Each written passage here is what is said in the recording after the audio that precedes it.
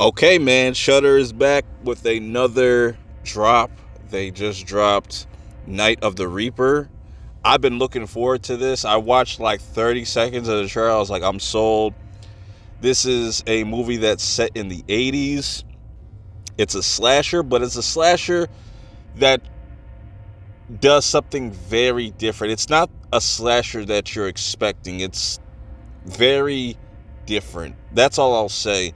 But this follows our main character, Deena. She's coming back from college to her hometown.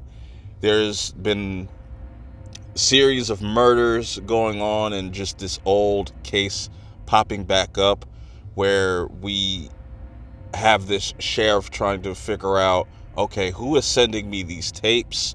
Because they're pretty much like glorified snuff tapes. So this movie is one part a murder mystery and the other half like a home invasion type of movie with Dina's character and what's going on with the chief. And I was just really engaged by both storylines where you have the chief trying to track down and follow all these different clues, and you're wondering like what is really going on here.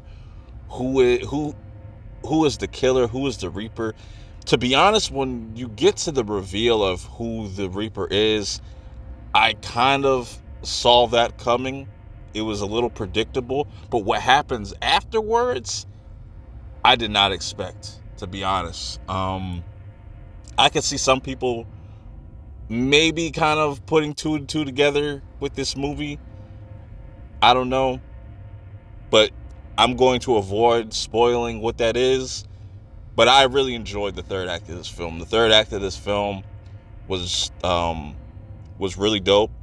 I really hope that they maybe have a sequel planned because I definitely think that there's room for that.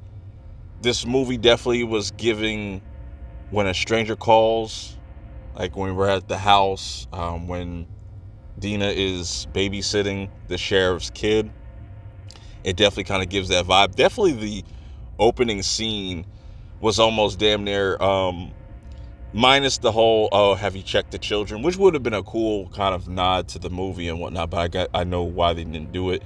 But the aesthetic of this movie feels so fresh but very nostalgic at the same time. Like, you will have a lot of people try to emulate the 80s look, and they kind of try to go for like a Nightmare on Elm Street or or Halloween, where this is more so its own kind of thing. And I really appreciate the sound design and just the aesthetics of this movie overall.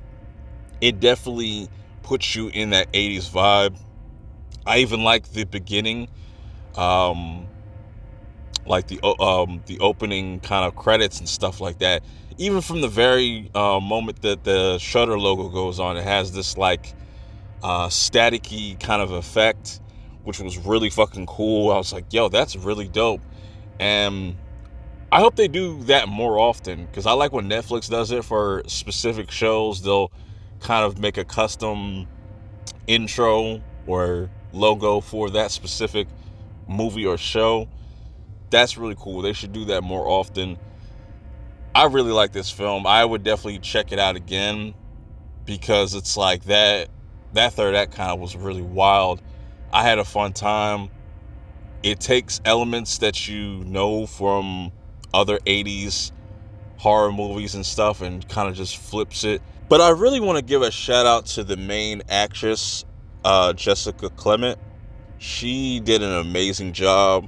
I've seen her in a bunch of different projects, but she is incredible. I want to see more of her in whether if they make a sequel to this or she does more horror movies. I'm all for it, because I felt like her performance in this movie was top notch. Really something special, something very unique. This movie is really good. I recommend checking it out. That's just my thoughts on the overall movie. Let me know your thoughts if you get around to checking it out in the comments below. Till next time, I'm out. Peace.